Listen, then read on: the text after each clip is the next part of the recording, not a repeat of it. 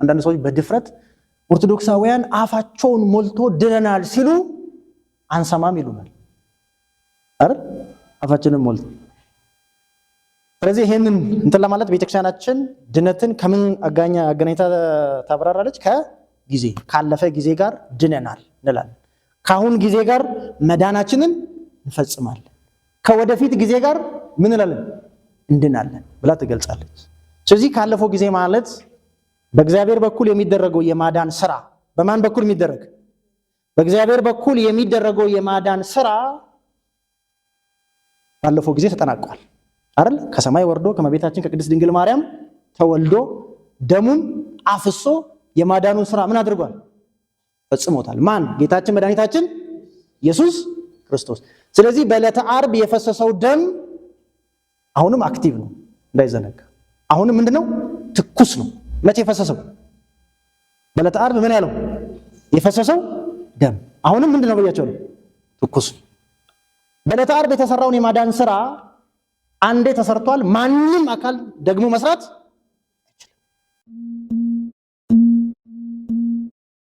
የምንማማርበት የትምህርታችን ርዕስ በትንቢተ ዳንኤል ምዕራፍ 6 ቁጥር 16 ላይ የሚገኘውን የእግዚአብሔር ቃል መነሻ በማድረግ እንማማራለን።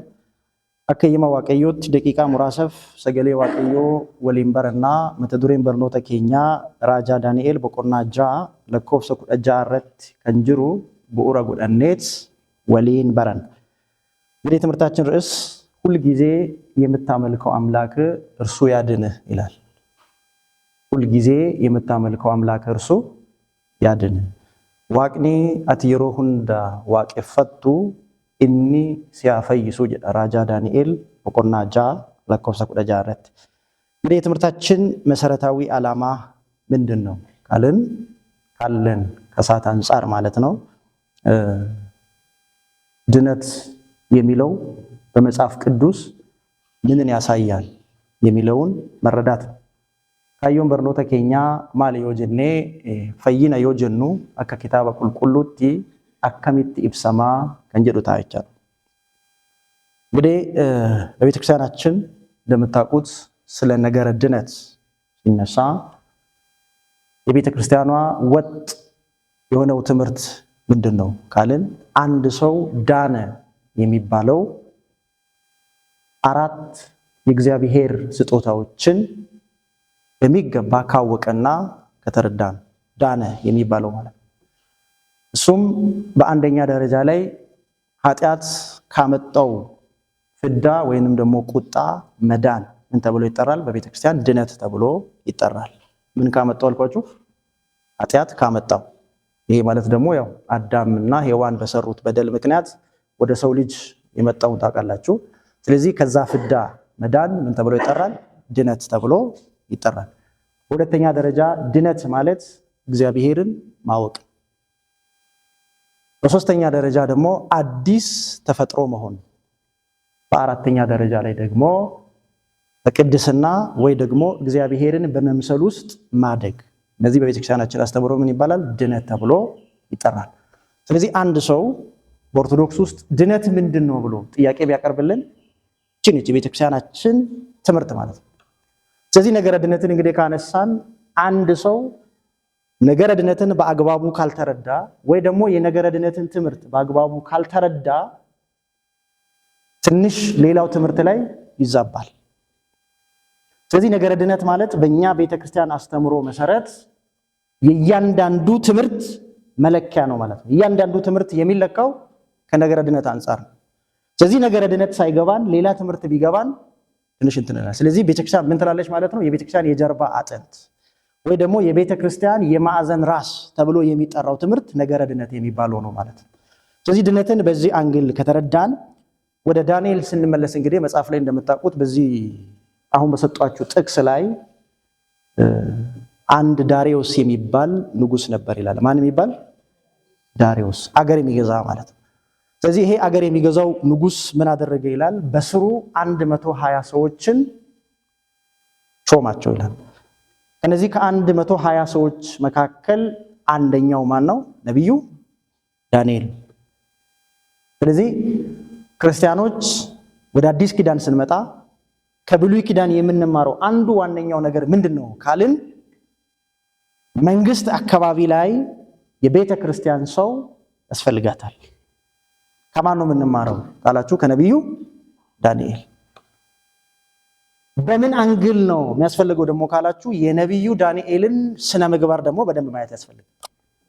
አስቡ፣ የሌላ ሀገር ሰው ሆኖ በዛ በሚኖርበት ሀገር ውስጥ ባለው ስርዓትና ባለው ዲሲፕሊን መሰረት ወደ ሹመት መጣ። ማን? ነቢዩ ዳንኤል ማለት። እንግዲህ ወደ ስልጣን ደግሞ ስንመጣ ብዙ ጊዜ ምን ይፈትነናል ካልን ሁለት ነገሮች በጣም ይፈትኑናል። አንደኛው ገንዘብ ነው፣ ሌላው የተቀመጥንበት ወንበር ነው አይደል? ስልጣን ላይ ስንቀመጥ በቃ ነገ ማንወርድ ይመስላል አይደል? እና ነቢዩ ዳንኤል ላይ ምን ፈተና መጣበት? በታማኝነቱ ምክንያት ከ120 ሰዎች መካከል እንደ አንዱ ሆነ። ዘይን ከእንደገና ደግሞ 120ውን ደግሞ የሚመሩ 3 ሰዎች ተመረጡ። ከ3ቱ ደግሞ እንደ አንዱ ሆነ። በጣም ይገርማል። ያያችሁ እግዚአብሔር ከኛ ጋር ሲሆን በየትም ቦታ ብንሆን የእግዚአብሔር ሞገስ ከኛ ይለያል አይለይም። ከነቢዩ ዳንኤል ጋር የነበረው ማን ነው ካልን እግዚአብሔር። የነቢዩ ዳንኤል ደግሞ ከሹመቱ ባሻገር የነበረው ስራ ደግሞ ምንድነው ብላችሁ ካነሳችሁ ሁሉ ጊዜ እግዚአብሔርን ማምለኩ ነው። ሁሉ ጊዜ ምን ማለቱ ነው? እግዚአብሔርን ምን ማለቱ ነው? ማምለክ። በነገራችን ላይ ሁሉ ጊዜ የምትለው ቃል እኛም ልንወስዳት ያስፈልጋል። እግዚአብሔርን መቼ ነው እኛ ማምለክ ያለብን? እግዚአብሔርን እኛ መቼ ነው ማመስገን ያለብን የሚለውን በደንብ ማወቅ ያስፈልጋል። አያችሁ፣ ከአምልኮ ውስጥ ደግሞ ቀደም ያለሰውላችሁ የቤተ ክርስቲያኒቷን የነገረ ድነት ትምህርት በአግባቡ መረዳት ይጠይቃል። አራተኛ ላይ ምን ብያቻለሁ? በቅድስና ወይንም ደግሞ እግዚአብሔርን በመምሰል ውስጥ ምን ማለት ማደግ አይደል? ስለዚህ እግዚአብሔርን በማምለክ ውስጥ ማደግ ብለን ስናነሳ ምን ማለት ነው? ሁሉ ጊዜ እግዚአብሔርን ማምለክ የሚለው ቃል ይገባል ማለት ነው። ይሄ ነገር ደግሞ ወዴት ይወስደናል ካልን ነቢዩ ዳንኤል ወደ ንግስና መጣ። ከዛ ፈተና መጣበት። የመጣበት ፈተና ምንድነው ካልን ከተቀመጠበት ቦታ ነቢዩ ዳንኤልን ለማንሳት ስልጣን የሰጠው ንጉሱ ነው። ከንጉሱ ባሻገር ያሉ ሰዎች ደግሞ ስራቸው ምን ነበረ? ይሄ ሰው ከሌላ ሀገር መጥቶ እንዴት እኛን ይመራናል የሚል ጥያቄ ተነሳ። ስለዚህ ነቢዩ ዳንኤል ላይ ምን መፈለግ ነበረባቸው? ችግር መፈለግ ነበረባቸው። ያው ችግር ፈለጉ። ዳንኤል ላይ ያገኙት ችግር ግን ምን ሆና ተገኘች? ምን ነበር ችግሯ? ወደ ምስራቅ ዞሮ ጸሎት ማድረግ ነበር ዳንኤል ላይ የተገኘው ችግር። ተፈልጎ ነቢዩ ዳንኤል ችግሩ ምንድነው? ቢፈለግ ጠፋ። ከዛ ችግር ምን ሆኖ ተገኘ? በጎ ስራ ምን ሆኖ ተገኘ? ችግር ሆኖ ተገኘ። ከዛ ንጉስ ፊት ቀረቡና ንጉስ ሆይ 1000 ዓመት ንገስ። ስንት ዓመት ንገስ አሉ? 1000 ዓመት ንገስ፣ እስከ 30 ቀን ድረስ ማንም ሰው ወደ አንተም ይሁን ወደ አምላኩ ምን እንዳያደርግ ጸሎት እንዳያደርግ አሉ። ይገርማል። አሁን እውነት ለንጉሱ አስቦ ነው አይደለም። ማንን ለመጣል? ዳንኤልን ለመጣል። አያችሁ፣ ሰው ክፉ ስራ እንኳን ከኛ ላይ ፈልጎ ቢያጣ በበጎ ስራችን የሆነ አካል ጋር ወስዶ እንደሚጥለን በደንብ ማወቅ ያስፈልጋል። ከዛ ንጉሱ ምንም ማድረግ አይቻልም። ያው እንግዲህ ቤቱ የሚመራው በሹማምንት ስለሆነ እነዚህ ሰዎች ሐሳብ ካቀረቡ ሐሳቡ ይጸድቃል። ጸደቀ። ግን በእጅ አዙር ሐሳቧ ማጋ ነበር የነበረችው። ማለት ነው የምታጠነጥነው ነቢዩ ዳንኤል። ነቢዩ ዳንኤልም አብሯቸው ቁጭ ብሎ ወሰነ። ግን ከእግዚአብሔር ጋር ያለውን ግንኙነት ያቋርጣል ስታስቡት። እኛስ ዛሬ ብንሆንስ? ራሳችንን እንጠይቅ። እውነት እግዚአብሔርን እንደ ነቢዩ ዳንኤል ሁሉ ጊዜ ነው የምናመልከው ወይስ ሲመቸን ነው የምናመልከው? ያተወሰነ ነቢዩ ዳንኤል ሌላ ጊዜ እንደሚያደርገው ወደ ቤቱ ገባ። ወደ ምስራቅ ዞሮ ጸሎት ሲያደርግ እጅ ከፍንጅ ያዙት። ምን አደረጉት? እጅ ከፍንጅ ያዙት። በጣም ያሳዝናል። ምን እያደረክ ነው? ጸሎት እያደረክ። ወዴት ዞሮ? ወደ ምስራቅ። ቅዳሴ ጋር ልውሰዳችሁ። ወደ ምስራቅ አመልከቱ ይላል ዲያቆኑ። እኛ ምንድነው የምናደርገው? ተዛዙረን ሰላም እንጠይቃለን። እንደዛ ነው እንዴ ትእዛዙ? አይደለም። ወደ ምስራቅ ተመልከቱ ከሚባልበት ምክንያቶች መካከል አንዱ የቀደሙት አባቶቻችሁን በህሊናችሁ ምን አስቡ ማለት ነው እንጂ ዞራችሁ ሰላም ተባባሉ አይደል። ዞራችሁ ሰላም ተባባሉበት የራሱ የሆነ ቦታ አለው። እኛ ግን ያው ቤተክርስቲያን ብዙ ጊዜ በልምድ ነው ያለነው። ለምሳሌ ከኔ ቀድሞ የመጣው ሰው ጎንበስ ሲል ካየው እኔ ከሱ ወስጄ ምን ማድረግ ነው? ጎንበስ ማለት። ከኔ በኋላ ይመጣውስ ከኔ ተቀብሎ ምን ያደርጋል? ጎንበስ ማለት። ከዛ ምን ይሆናል? ነገ ታው ስትለው ጦርነት ይመጣል። እንዴ አንተ ዛሬ መተህ እኔን ተው ትለኛለህ እንዴ? በዚህ ግብግብ ውስጥ እንገባለን። ተባባ ነው አይደል? ነብዩ ዳንኤል ወደ ምስራቅ ዞሮ ጸሎት አደረገ። ሲያደርግ ያዙት። ንጉሱ ፊት ቀረቡ። ንጉስ ሆይ ይሄው አንተ አምነ የሾምከው ሰው ወደ አምላኩ ጸሎት ሲያደርግ አገኘ ነው አሉ። ስለዚህ ህግ መተግበር አለበት አሉ። ህግ ምን ሆነ አለበት? መተግበር አለበት። ይሄን ሲያደርግ የተገኘ ሰው ምን መደረግ አለበት? በአንበሳ ጉድጓድ ውስጥ ምን መባል አለበት? መጣል አለበት። ነብዩ ዳንኤል ተያዘ፣ ቀረበ፣ ንጉስ ፊት ቀረበ።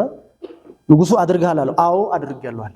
የእግዚአብሔር ሰው ማለት እንደዚህ ነው። እውነቱን እውነት ሐሰቱን ሐሰት። እኛ ዛሬ እንደዚህ ነው ወይ የምንለው? ለቤተ ክርስቲያን በዚህ ደረጃ ነን ወይ? ቤተ ክርስቲያን ለላከችን ዓላማ እንግዲህ ሁላችንም የዚሁ የሰንበት ትምህርት ቤት ፍሬ ነን አይደል? አይደለም እንዴ? ተናገሯ ምንድነው? ግን ቤተ ክርስቲያን በሰጠችን ወይ ደግሞ ባስተማረችን ልክ ነን ወይ? ልክ ነን ካልን ከነቢዩ ዳንኤል ጎን ነን ማለት ነው። አዎ አላልካደም። መካድ እኮ ይችላል። በነገራችን አይችልም። አይ አላረኩም ቢል ምን ያመጣል? ደግሞ ንጉሱ ፊት ታማኝነት የነበረው ማን ነበር? ነቢዩ ዳንኤል ነበር። አድርጌያለሁ አለ። ስለዚህ ምን ማድረግ አለበት? ንጉሱ ነቢዩ ዳንኤልን ይወደዋል። ማዳን ደግሞ አይችልም። ለምን? ህግ ስለሆነ። ህግ ይጣሳል? አይጣስም። ለምን? ንጉሱም ነገ በስልጣኑ ሊመጣበት ነው። ስለዚህ ህጉ ፈረሰ ተባለ። ምንድነው? ዳንኤል ህጉን ጣሰ ተባለ። ወደ አንበሳ ጉድጓድ ተጣለ። ይገርማችኋል። ወደ አንበሳ ጉድጓድ ሲጣል ንጉሱ በውስጡ ዳንኤልን ይወደው ስለነበረው አሁን ያልኳችሁን ጥቅስ ምን ይላል? ሁል ጊዜ የምታመልከው አምላክ ምን ያድርግ? ያድን አለው። ማን ያለው? ንጉሱ። እዚህ ነው ድነት ቅድም ብያነሳውላችሁ የቤተ ክርስቲያናችን ቤተ ክርስቲያን መጀመሪያ ስታስተምር ሁላችንም እናስታውስ ከሆነ በተለይ አምስቱን አዕማደ ምስጢር ታስታውሳላችሁ? አምስቱን ምን አዕማደ ምስጢር the doctrine of the church ይባላል። በነገራችን የቤተ ክርስቲያናችን ዶግማ ቤተ ክርስቲያን መቼም የማትቀይረው መቼም ምን ማትለው የማትለውጣቸው ቤተክርስቲያን እኮ ያስተማረችን ያንን ትምህርት ወስደን ላላመኑት ምን እንድናረግ ነበር? ምን እንድናረግ? እንድናስተምር እኮ ነው አይደል እንዴ? ኢየሱስ ክርስቶስ በማርቆስ ወንጌል ምዕራፍ 16 ከቁጥር 15 ጀምራችሁ ስታነቡ ሐዋርያትን ምንድነው ያላቸው? ወደ ዓለም ሁሉ ሂዱ አላቸው አይደል? ወደ ዓለም ሁሉ ምን አሉ? ሂዱ፣ ወንጌልን ሁሉ ለማን ስበኩ? ለዓለም ስበኩ አለና ምን አለ? ያመነ የተጠመቀ ምን ይላል? ይድናል አለ። ስለዚህ ሰውየው የሚያምነው ምን ሲል ነው? ሲማር። ምኑ ነው የሚማረው? አን እንደ ቤተክርስቲያናችን የመጀመሪያ ትምህርት ነገራችን ላይ አምስቱ አዕማደ ምስጢር ናቸው። ምስጢር ምንድነው? ሥላሴ። ምስጢር ምንድነው? ሥጋዌ። ምስጢር ምንድነው? ጥምቀት። ምስጢር ምንድነው? ቁርባን። ምስጢር ምንድነው? ትንሣኤ ሰይሙት። ይሄ ነው ቤተክርስቲያኗ ትምህርት። ምን እናስተምረው? ይሄን ምስጢረ ሥላሴ ማለት ምንድነው? እግዚአብሔር አንድም ሶስትም። አንድነቱ በምንድነው? በመለኮት። ሶስትነቱ በምንድነው? በስም። ስሙ ምንድነው? አብ፣ ወልድ፣ መንፈስ ቅዱስ። ይሄንን ዓለም ያኖር ማን ነው? እግዚአብሔር። ይሄንን ዓለም ይመግብ ማን ነው? እግዚአብሔር። ይሄንን ዓለም ያሳልፍ ማን ነው? እግዚአብሔር። አጭው እኮ ነው በነገራችን ያስተማረችን ቤተክርስቲያን። እነዚህ ምስጢራት ደግሞ በሶስት ከፍላ እንዴት አድርጋ አምነን የምንቀበላቸው፣ አምነን የምንተገብራቸው፣ አምነን በተስፋ የምንጠብቀው። ልበሉ አምነን የሚለውን ቃል እንዳይረሳ በነገራችን ላይ አምነን የሚለው ቃል ለምን መጽሐፉ ምን ይላል? ያመነ የተጠመቀ ምን ይላል? ይድናል ይላል አይደል?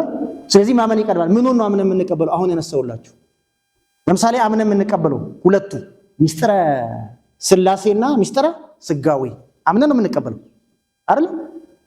አይደል እንዴ? አምነን የምንቀበለው ምስጢረ ሥጋዌ እግዚአብሔር ከሰማይ ወረደ፣ ከመቤታችን ከቅድስት ድንግል ማርያም ምን አለ? ተወለደ፣ የሰውን ልጅ ለማዳን በዕለተ ዓርብ በመስቀል ተሰቀለ አይደል? ይሄንን ካረገ በኋላ ደግሞ ይሄንን የማዳን ስራ የራሳችን የምናደርገው በምንድነው ካልን በጥምቀት ነው። አይደል? ከሌሎቹ ብንለየው ለዚህ ነው። በነገራችን ላይ አንድ ሰው የሚድነው መቼ ነው?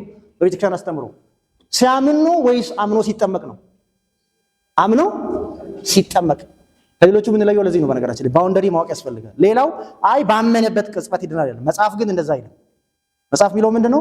ያመነ የተጠመቀ ምን ይላል? ይድናል። ይድናል የሚለው ቃል ስንተኛ ላይ ነው ያለው? ሶስተኛ ላይ አይደል? መጀመሪያ ማመን ዘን መጠመቅ።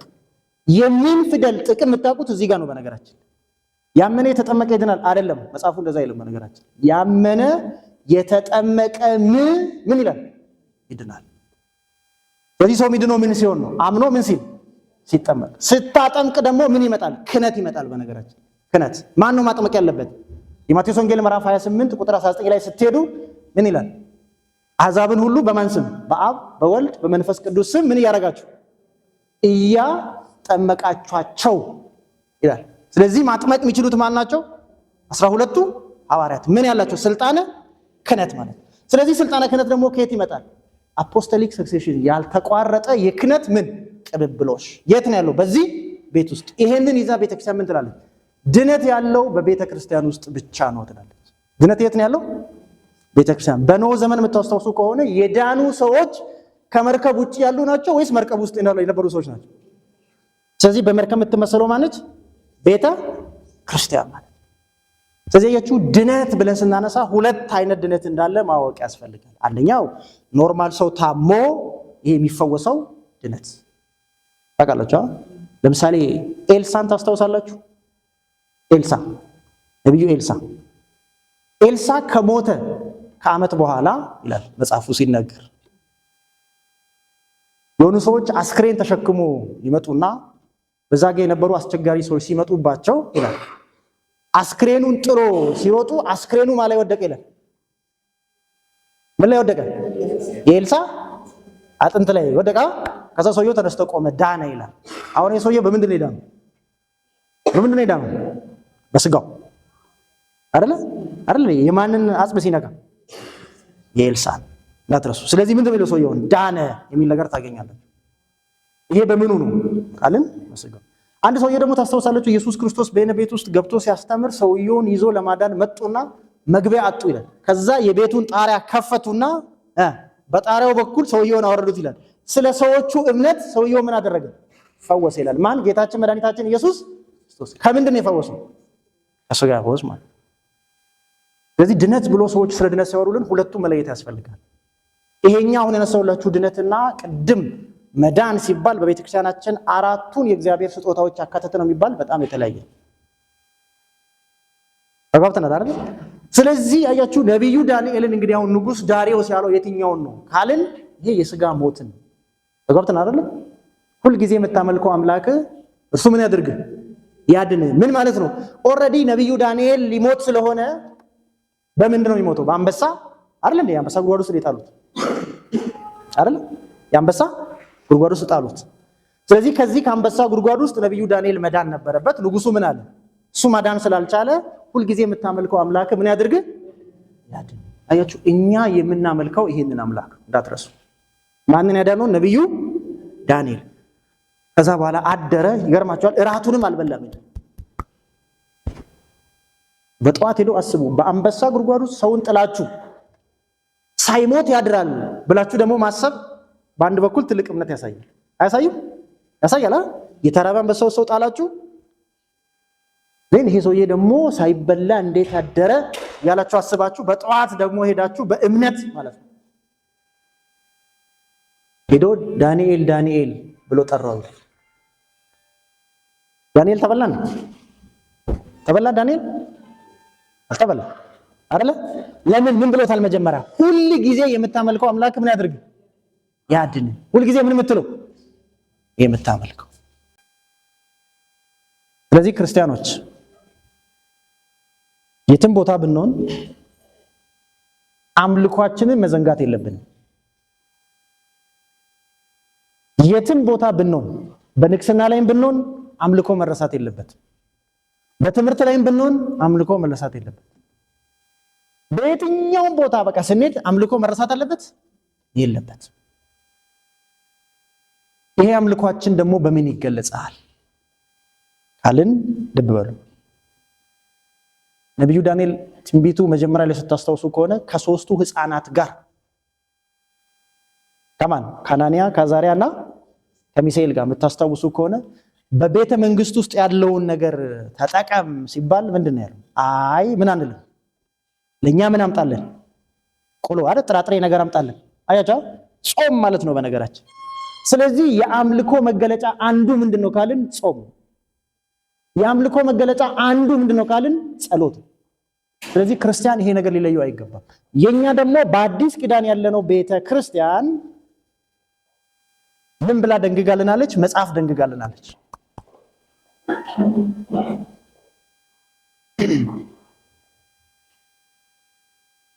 መጽሐፍ ምን ብላልናለች?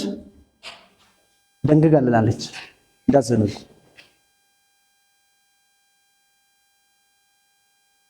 ጸሎተ ሃይማኖት አይደል? ድሮ ሰንበት ቤት ስንጸልይ ነበር አይደል? በጸሎት ቀን እንጸልያለን አይደል? ጸሎት ባለበት ቀን ቤተክርስቲያኒቷ ጸሎተ ሃይማኖትን ደንግጋልናለች። ጸሎተ ሃይማኖት ማለት ቅድም ያነሳውላችሁ አምልኮ አንዱ መገለጫ ጸሎት ነው ብያቸዋለሁ። ይሄንን ጸሎት ደግሞ አንድ ክርስቲያን ሁሉ ጊዜ እንዲጸልይ ቤተክርስቲያኒቷ በመጽሐፍ አስቀምጣለች። ምን ብለን እንጸልይ? ሁሉን የፈጠረ አንድ አምላክ በሚሆን በእግዚአብሔር አብ ምን እንላለን? ቅድም ብያቸዋለሁ፣ አምስቱ አዕማደ ምስጢር ብያቸዋለሁ አይደለ? ከአምስቱ አዕማደ ምስጢር መካከል አንዱ ምንድነው የሚለው ብያቸዋለሁ? ምስጢረ ሥላሴ አይደለ? ስለ ምስጢረ ሥላሴ ስናነሳ የሥላሴን አንድነትና ሶስትነት አይደለ? ለምሳሌ ሶስትነት ስናነሳ አብ ብለናል። ጸሎተ ሃይማኖት ላይ ምን ብለው አምጥተውታል? ሁሉን የፈጠረ አንድ አምላክ በሚሆን በእግዚአብሔር አብ ምን እንላለን? እናምናለን። ዓለም ሳይፈጠር ከእርሱ ጋር የነበረ ብለን ደግሞ ማንን እናሳለን? ጌታችን መድኃኒታችን ኢየሱስ ክርስቶስ። ከዛ ይቀጥልና ምን ይላል? በመንፈስ ቅዱስ እናምናለን ይልና መንፈስ ቅዱስ ከማን ነው የሰረጸው? ከአብ የሰረጸው። እንዳትረሱ። ከማን ነው የሰረጸው?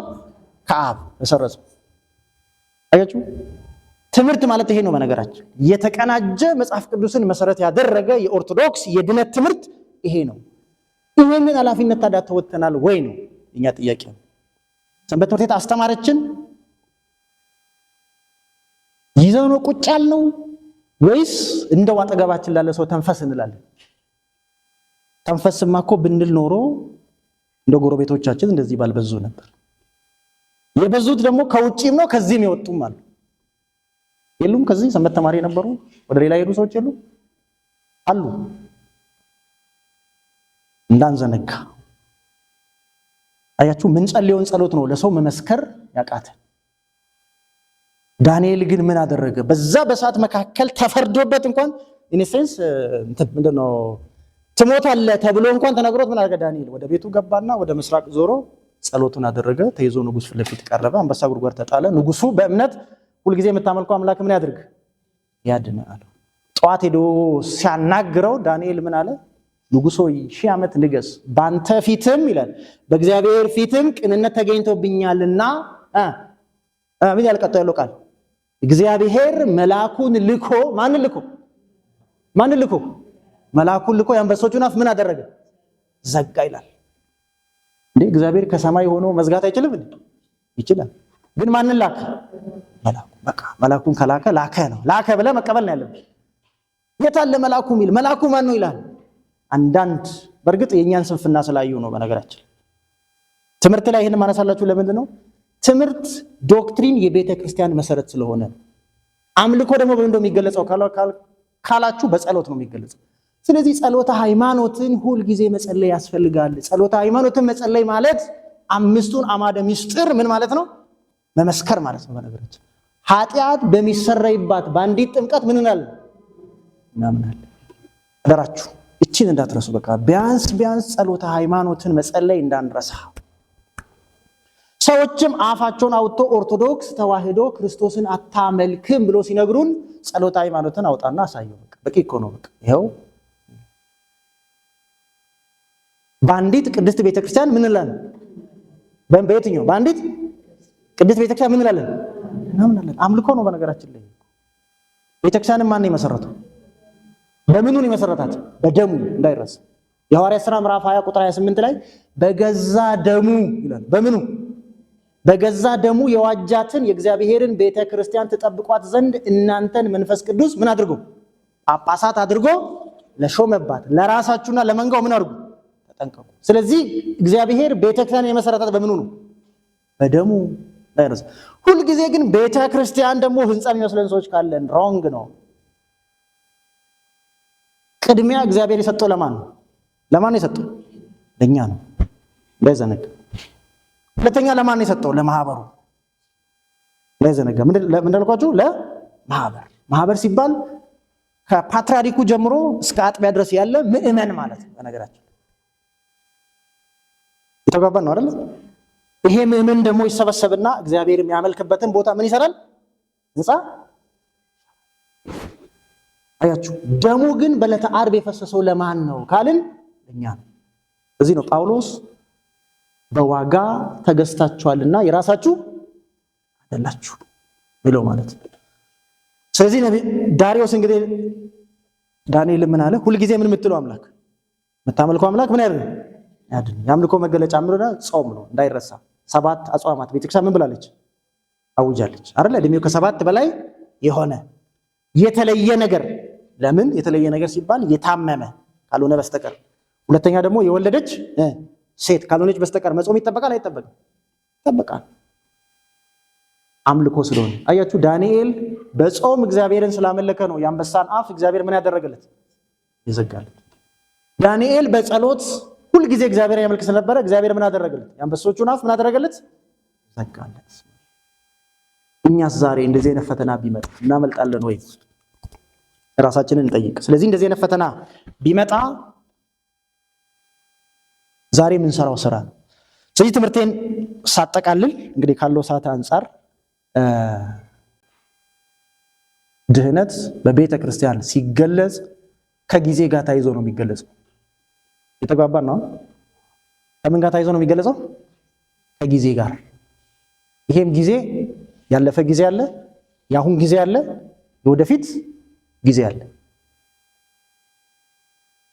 ይሄም እላችሁ ለምንድን ነው? አንዳንድ ሰዎች በድፍረት ኦርቶዶክሳውያን አፋቸውን ሞልቶ ድነናል ሲሉ አንሰማም ይሉናል አይደል? አፋችንን ሞልቶ።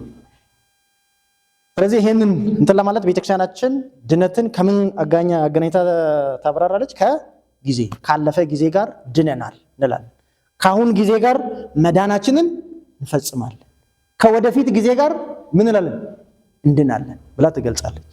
ስለዚህ ካለፈው ጊዜ ማለት በእግዚአብሔር በኩል የሚደረገው የማዳን ስራ በማን በኩል የሚደረግ? በእግዚአብሔር በኩል የሚደረገው የማዳን ስራ ባለፈው ጊዜ ተጠናቋል አይደል? ከሰማይ ወርዶ ከመቤታችን ከቅድስት ድንግል ማርያም ተወልዶ ደሙን አፍሶ የማዳኑን ስራ ምን አድርጓል?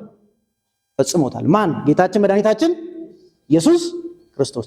ስለዚህ በዕለተ ዓርብ የፈሰሰው ደም አሁንም አክቲቭ ነው እንዳይዘነጋ። አሁንም ምንድነው? ትኩስ ነው። መቼ የፈሰሰው? በዕለተ ዓርብ ምን ያለው? የፈሰሰው ደም አሁንም ምንድነው ብያቸው ነው? ትኩስ ነው። በዕለተ ዓርብ የተሰራውን የማዳን ስራ አንዴ ተሰርቷል። ማንም አካል ደግሞ መስራት አይችልም። በየትኛውም ጊዜ አይደገምም። ያንን የማዳን ስራ ግን ሰዎች እያመኑበት ወደ መንግስቱ ምን ያደርጋሉ? ይጨመራሉ። አምኖ ምን እያሉ እየተጠመቁ። እንዳትረሱ ጸሎት ሃይማኖት ላይ ኃጢአት በሚሰረይባት በአንዲት ጥምቀት ምን እንላለን? ኃጢአት በማን ነው የሚሰራው ማለት ነው? አምኖ ሰውየው ያመነውን ደግሞ የክርስቶስን የማዳን ስራ የራሳችን የምናደርገው በምንድን ነው? በጥምቀት ነው። እዚህ እኮ ነው ሕፃን ልጅ ተወልዶ ወንድ ከሆነ እስከ 40 ቀን ድረስ ይመጣል አይመጣም? እናትየው ትመጣለች አትመጣም? ሴት ከሆነች እስከ 80 ቀን ድረስ ይመጣል አይመጣም? ግን ምን ያለው ቤተክርስቲያን ሕግ የሚያሰጋ በሽታ ካለ ይላል አይደለ? በእናትየው አይደለም በሞግዚት ምን ይደረጋል? ይመጣና ይጠመቃል። ለምን? ሰው ዳግመኛ ካልተወለደ በቀር የእግዚአብሔር መንግስት ምን አይልም? አይወርስም። ዳግመኛ ደግሞ የሚወለደው በምንድን ነው? ዮሐንስ ምዕራፍ 3 ቁጥር 5 ላይ ከውሃና ከመንፈስ ማለት ነው። ስለዚህ ይሄንን የማዳን ስራ ኢየሱስ ክርስቶስ ፈጽሞታል። ስለዚህ በፈጸመበት ሰዓት ላይ የዛሬ መቼ ነበር አይደል? ወደኋላ ስንመለስ ማለት ነው። ስለዚህ ድነናል እንላለን። መዳናችንን እንፈጽማለን ማለት ደግሞ ድኖ ወደ ቤተ ክርስቲያን የተጨመረ ሰው በጎ ስራ ይሰራል አይሰራም? ያ በጎ ስራ ምንድን ነው? እንደ ዳንኤል አይነቱ ማለት ነው።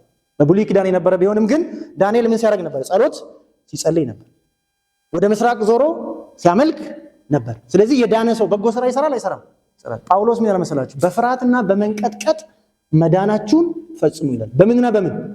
በፍርሃትና በመንቀጥቀጥ። ለዚህ እኮ ነው ቅዳሴ ላይ አሐዱ አብ ቅዱስ፣ አሐዱ ወልድ ቅዱስ፣ አሐዱ ውእቱ መንፈስ ቅዱስ ሲባል በፍርሃት እንቆማለን። ምን እያለግን ስለሆነ? እያመለክን ስለሆነ ማለት። ሶስተኛ እንድናለን እስከ መጨረሻው የሚጸና ምን ይላል? እስከ መጨረሻው ምን ያለ? የጸና ምን ይላል? ያ ማለት ነው እስከ መጨረሻው በቤተ ክርስቲያን ውስጥ ቆሞ የተገኘ ማለት ነው። የቆሞ ደግሞ በምንድን ነው ካልን? በምግባር በስራ ማለት ነው። ስራዎቹ ምንድናቸው? የማቴዎስ ወንጌል ምዕራፍ 25 ላይ ተገልጿል። ብራብ አበላችሁኝ፣ ብጠማ አጠጣችሁኝ፣ ብታረዝ አለበሳችሁኝ፣ እንግዳ ብሆን ተቀበላችሁኝ የሚሉት 6ቱ ነገሮች ማለት ነው ተግባር ናቸው። እግዚአብሔር ለእያንዳንዱ ምን ያደርጋል? ይከፍለዋል።